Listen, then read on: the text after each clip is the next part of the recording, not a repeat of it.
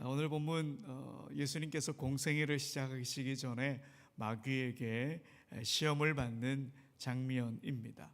우리가 익히 잘 알고 있는 본문이고, 이 본문으로 여러분들 설교를 많이 들으셨죠. 제가 이렇게 찾아보니까요, 제가 대지교회에 와가지고 제일 많이 한 성경 본문이 이 본문인 거 있죠. 제가 대지교회 담임하기 전에 인도네시아에 있을 때 와서 이 본문으로 한번 설교를 했고, 오늘 여기서 설교하면 벌써 네 번째 이 본문으로 설교하는 것이 뭐 선한 게 나오겠습니까? 새벽기도 본문을 따라가다 보니까 이런 경우가 생긴 거니까요. 너른 마음으로 이해해 주시고, 오늘은 오늘의 은혜를 주님이 부어주시리라 믿습니다. 여러분, 오늘 보면 바로 앞장인 3장에는 어떤 일이 기록되어 있었냐면, 예수님께서 세례 요한에게 세례를 받으십니다. 세례를 받고 난 다음에 예수님께서 물에서 올라오실 때에 하늘이 열리고 하나님의 성령이 비둘기같이 내리고 하늘에서 음성이 들리죠. 소리가 있죠. 이는 내 사랑하는 아들이요 내 기뻐하는 자다.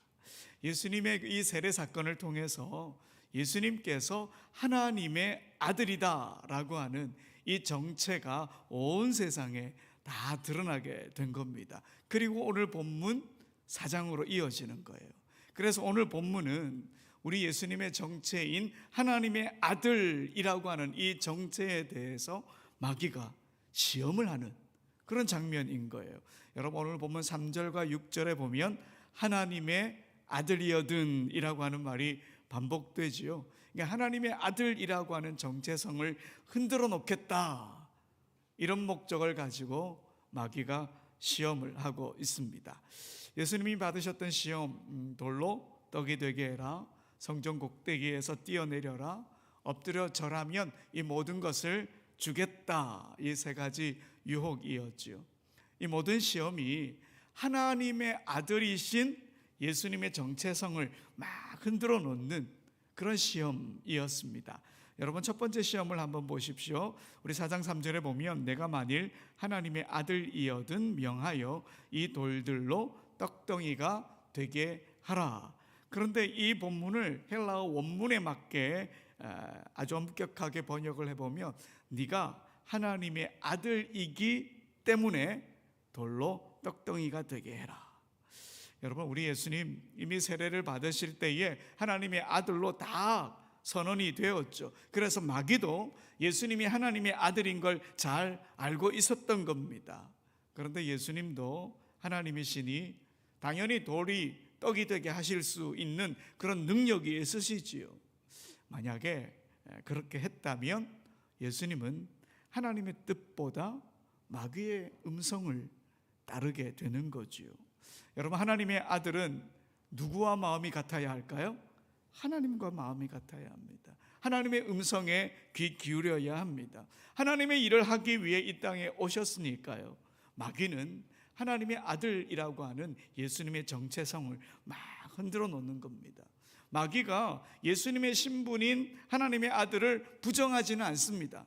부정하지는 않는데 그 신분을 자기 방식으로 사용해 보라고 지금 유혹을 하고 있는 것이죠. 여러분, 두 번째 시험도 한번 볼까요? 4장 6절에 보면 내가 만일 하나님의 아들이여든 뛰어내리라. 이 문장도 헬라어 원문에 보면 네가 하나님의 아들이기 때문에 뛰어내리라 이러는 거예요. 그러니까 네가 하나님의 아들이기 때문에 성전 꼭대기에서 뛰어내린다면 하나님의 천사들이 나타나가지고 너의 발이 부딪히지 않도록 보호해 줄 거야, 이렇게 유혹을 한 것이죠. 여러분, 이것도 하나님의 아들이라고 하는 정체성을 흔들어 놓는 일입니다.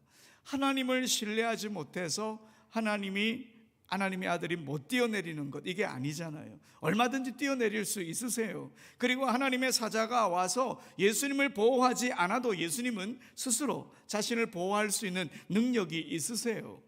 그런데 왜 예수님께서 그 일을 해야 합니까?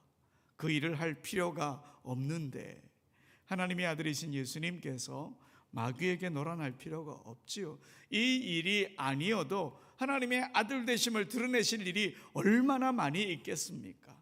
이 일을 하게 되면 계속 마귀의 영향력 아래 있게 될 것이 아닙니까?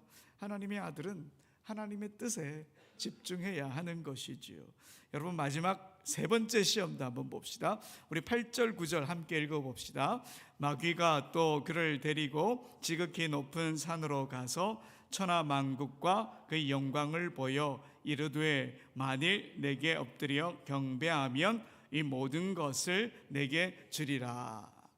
여러분, 하나님의 아들은 마귀가 주는 영광에 한눈 팔 필요가 없습니다. 하나님께서 이미 예수님에게 주실 영광을 미리 딱 계획해 놓으셨잖아요. 십자가를 지심으로 인류를 구원하심으로 그 영광을 받게 될 것입니다. 그 일을 위해 하나님의 아들이 이 땅에 오셨는데 그 일을 하지 말라고, 다른 영광이 있다고 이렇게 유혹을 하는 것입니다. 그러니까 이 세 번째 시험도 하나님의 아들의 역할을 제대로 하지 못하도록 하기 위한 그런 시험이었습니다. 사명으로 받은 십자가를 내팽개쳐도 된다, 다른 영광이 얼마든지 많다, 이런 유혹을 한 것이죠. 여러분, 이렇게 주님이 받으셨던 세 가지 시험은 모두 하나님의 아들이라고 하는 정체성을 흔들어 놓고 하나님의 아들의 사명을 혼란스럽게 만드는 그런 유혹이었던 거죠. 여러분, 가만히 살펴보면 우리가 받는 여러 시험과 유혹도 마찬가지죠. 대부분 그리스도인이라고 하는 우리의 정체성을 막 흔드는 그런 시험과 유혹이 많지 않습니까?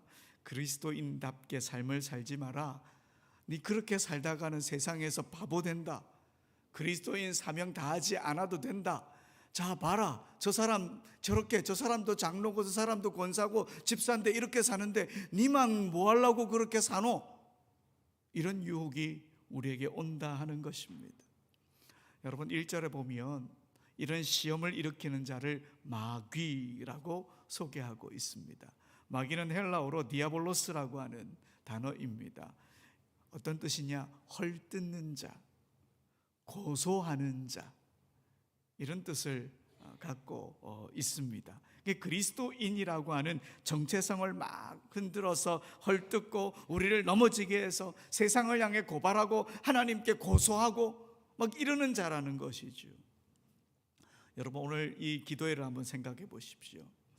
이 자리를 나오지 못하도록 시험과 유혹이 분명히 있을 수 있습니다. 오늘 같은 경우 영하 5도까지 떨어졌네, 오늘 그냥 영상으로 예배 드려도 되겠다, 충분히 할 수 있는 거 없는, 얼마나 합리적입니까? 내가 가서 예배 드리다가 감기 걸리면 어쩌노? 뭐 얼마든지 우리가 생각할 수 있는 문제지 않습니까? 그럼에도 불구하고 내가 하나님과 약속했으니 뭐 이 정도쯤이야 하면서 나올 수도 있는 것이지 않습니까? 자카르타에서 사역할 때에 어느 집사님이 그러시더군요.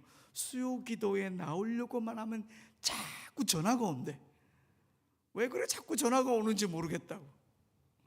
뭐 이런 것뿐만 아니죠. 여러 상황과 핑계거리를 만들게 하는 일들 생길 수 있습니다.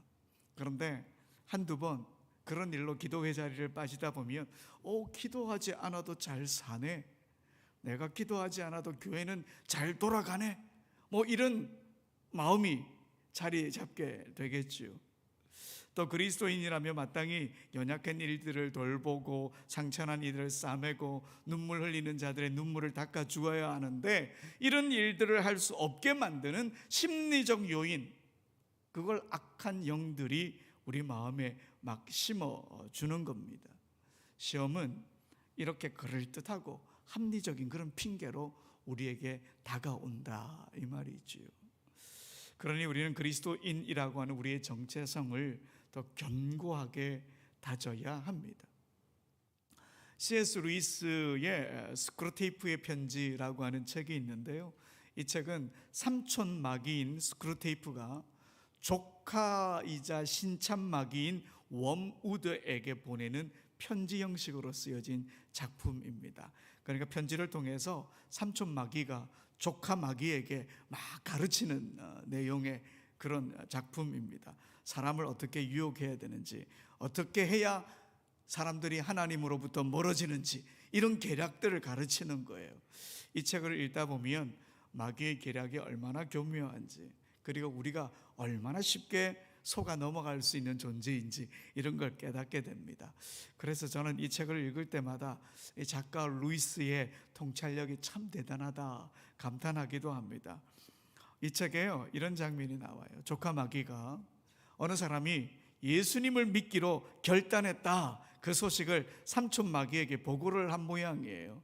그 소식을 듣고 삼촌 마귀가 답장을 써서 보냅니다. 이렇게 보냅니다. 이 환자가 사람인 거예요. 마귀의 입장에서 쓰는 거예요. 네 환자가 기독교인이 되었다는 소식을 듣고 몹시 불쾌했다. 하지만 아직 절망할 필요는 없다.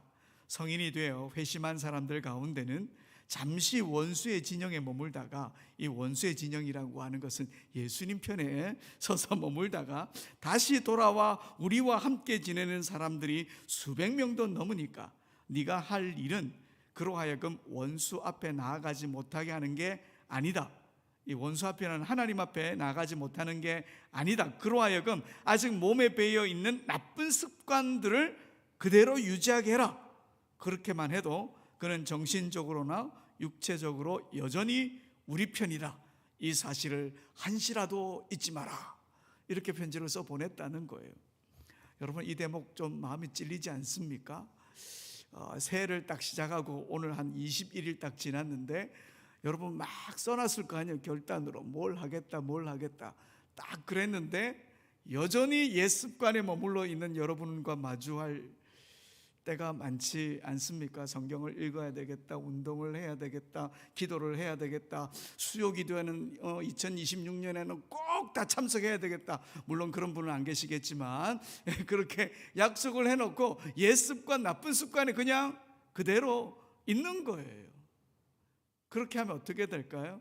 점점 하나님과 멀어질 수밖에 없겠죠. 그렇게 그 습관에 우리가 발목이 딱 잡히면 우리의 정체성 흔들릴 수밖에 없습니다. 그러다가 어떻게 될까요? 자괴감에 빠지는 거예요. 나는 안 돼, 내가 그렇지 이렇게 빠지게 되면 마귀의 계략에 그냥 넘어가는 것이지요. 마귀는 호시탐탐 우리를 하나님으로부터 멀어지게 만들려고 하는 계략을 꾸미고 있는 거예요. 우리 마음속에 자꾸 그런 마음을 심겨주는 것이지요. 그렇다면 여러분, 우리가 우리의 정체성을 지켜내기 위해 우리에게 필요한 게 뭘까? 오늘 본문에 우리 예수님을 보십시오. 예수님께서 마귀의 시험을 어떻게 이기셨나요? 말씀으로 이기셨어요. 우리도 말씀으로 이길 수 있는 거예요. 말씀으로 이기려면 많은 시간이 필요할지도 모릅니다. 말씀으로 훈련되어야 하고 많은 시간 투자해야 되는 건 맞지요. 우리가 말씀으로 훈련되지 못하면 우리의 옛 습관 버리지 못하게 되고 말씀에 순종하지도 않게 되고 마귀의 계략에 넘어가고 우리의 정체성 흔들릴 수밖에 없습니다. 여러분, 조금 힘들고 또 버겁고 또 지루한 일들이 될지라도 말씀을 읽는 좋은 습관들 많이 길러내시기 바랍니다. 말씀이 육신이 될 때까지 그렇게 우리가 한번 해보자는 것이죠. 우리가 작년에 성경 통독을 했는데 우리가 몇 독이나 했습니까? 기억하십니까? 152독을 했어요. 대단하죠? 얼마나 감사한지 모르겠습니다. 자꾸 성경을 더 열심히 읽어가십시오. 그리고 꼭 기도하십시오. 하나님, 말씀이 내 삶에서 먼저 떠오르게 해주십시오. 어떤 선택의 순간이든 어떤 위험한 상황이든 어떤 유혹과 시험의 순간이든 그에 합당한 하나님의 말씀이 즉각적으로 떠오를 수 있도록 도와주십시오. 말씀을 읽을 때마다 그렇게 읽으시면 하나님께서 우리에게 역사하시리라 믿습니다. 김동호 목사님의 그 하나님 나라를 사는 방식이라고 하는 책이 있는데요, 그 책에 이런 이야기가 나옵니다. 목사님이 아이들이 어렸을 때에 성경 구절을 암송시키기 위해서 달력 뒷장에다가 말씀을 적어가지고 벽에 딱 붙여놓고 밥 먹기 전에 그 말씀을 읽고 밥을 먹게 했답니다. 아이들은 뜻도 잘 모른 채 그냥 엄마가 시키니까 그냥 벽에 붙어있는 성경을 그냥 읽고 기도하고 밥 먹었대요. 몇 번을 반복하다 보니까 아이들은 머리가 좋으니까 금방 다 외우잖아요. 그냥 보지도 않고 그냥 왈왈왈왈 그냥 중얼중얼하고 막 휙 하고 외우고 그냥 기도하고 그냥 밥 못 끄더라요. 그런데 그 모습을 보면서 목사님이 이런 생각이 들더래. 저렇게 의미도 모르고 외우는데 과연 무슨 소용이 있을까? 그런데 어느 날 놀라운 일이 벌어졌어요. 막내가 어디서 껌을 사왔는데 그 껌 모양이 담배 모양으로 되어 있는 거예요. 그래서 엄마 앞에서 그 껌을 가지고 담배 피는 이렇게 신용을 하더랍니다. 그 모습을 보고 사모님이 깜짝 놀란 거야. 몽둥이를 들고 막 뛰어갔더니 막내가 재빠르게 껌 껍질을 딱 벗기면서 엄마 껌이야 껌, 입을 싹 넣더래요. 사모님이 순간 멈칫했죠. 한 대 때리자니 좀 그렇고 그냥 두자니 또 뭔가 아닌 것 같고, 그 애매한 순간이 막 흘러가고 있었는데 그때 마침 옆에 있던 중학교 2학년이던 둘째가 한마디 했답니다. 악은 어떤 모양이라도 버리라고 했는데. 데살로니가전서 5장 22절의 말씀이잖아요. 결국 막내 어떻게 되었을까요? 한 대 맞은 거예요. 그 장면을 지켜보면서 김동원 목사님 깜짝 놀라셨대요. 뜻도 모르고 외웠던 말씀인데, 그동안 잊어버린 줄 알았던 말씀인데 막상 그 말씀이 필요한 상황이 되자 아이 머릿속에서 순식간에 그 말씀이 떠올랐다 하는 거죠. 그것도 의식적으로 찾은 게 아니라 0.001초 만에 그냥 말씀이 튀어나오더라는 것이죠. 그때 목사님, 말씀의 능력이 무엇인지를 새삼 깨닫게 되었다 고백하시더라고요. 여러분, 우리는 말씀을 기억하려고 막 애써 외운다 그렇게 생각하지만 이 예화를 보면 또 저 같은 경우도 보게 되면 말씀은 필요한 순간에 우리를 찾아오는 것 같아요. 내가 떠올리려고 하는 게 아니라 그 말씀이 우리를 찾아오는 거예요. 왜요? 바로 그 말씀이 살아있기 때문이지요. 살아있다는 이게 증거이고 말씀이 우리의 삶 속에서 일하고 있다, 이게 증거가 아니겠습니까? 여러분, 우리가 잘 아는 말씀입니다. 히브리서 4장 12절의 말씀을 우리가 크게 한번 읽어봅시다. 하나님의 말씀은 살아있고 활력이 있어 좌우의 날선 어떤 검보다도 예리하여 혼과 영과 및 관절과 골수를 찔러 쪼개기까지 하며 또 마음의 생각과 뜻을 판단하나니. 아멘. 디모데후서 3장 16절 17절도 읽어봅시다. 모든 성경은 하나님의 감동으로 된 것으로 교훈과 책망과 바르게 함과 의로 교육하기에 유익하니 이는 하나님의 사람으로 온전하게 하며 모든 선한 일을 행할 능력을 갖추게 하려 함이라. 아멘. 여러분, 말씀을 더 많이 읽읍시다. 우리 안에 말씀으로 자꾸 채워나갑시다. 그러면 누가 옆에서 툭 치면 바로 말씀이 탁 튀어나오는 그런 놀라운 은혜가 우리 모두에게 임했으면 좋겠습니다. 건성건성 읽지 말고 깊이 뜻을 생각하며 그렇게 찬찬히 읽어냅시다. 그리고 깨달아야 되겠죠. 우리가 무릎을 탁 칠 정도로 감동하며 성경을 읽는 법을 익혀야 합니다. 그러나 무엇보다 중요한 것, 말씀대로 순종하는 삶을 통해 말씀을 우리의 삶의 근육 속에 기억시켜야 하는 것이죠. 여러분, 한번 자전거 타는 법을 배우면 평생 잊어먹는데요, 안 잊어먹는데요? 안 잊어먹는데요. 말씀이 우리 삶 가운데에 와가지고 어떤 사건과 딱 연결이 되면 그 말씀 잊어버릴까요, 안 잊어버릴까요? 안 잊어먹는 거예요. 우리의 근육 속에 말씀이 딱 기억이 되는 것이지요. 사랑하는 여러분, 오늘 마귀를 대적하신 예수님의 태도를 보십시오. 마귀를 두려워하거나 당황해하거나 그러지 않습니다. 왜요?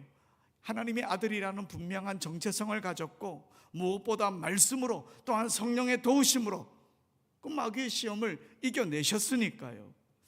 그래서 여러분, 오늘 우리 기도 자리에서 먼저 이렇게 우리가 붙들어야 할 것 같습니다. 주님, 내 정체성을 흔드는 세상의 유혹의 소리보다 하나님의 말씀을 더 크게 듣게 해 주옵소서. 우리가 이렇게 기도하며 나아가야 하는 것이죠. 여러분, 악한 영은 우리의 정체성 막 흔들어 놓으려 합니다. 말씀으로 무장하고 있다면 잠시 흔들려도 우리는 곧 회복할 것입니다. 그렇지 않으면 계속 의심하고 낙심 속에 살아갈 수밖에 없겠죠. 말씀으로 훈련되어서 그 어떤 마귀의 유혹에도 우리가 당당하게 우리의 정확한 정체성인 하나님의 자녀요 그리스도인답게 이 세상을 살아가는 우리 모두가 되길 간절히 소원합니다. 우리 함께 찬양합시다. 세상의 유혹 시험이 내게 몰려오더라도 말씀으로 주님을 찬양함으로 이겨내게 해주십시오.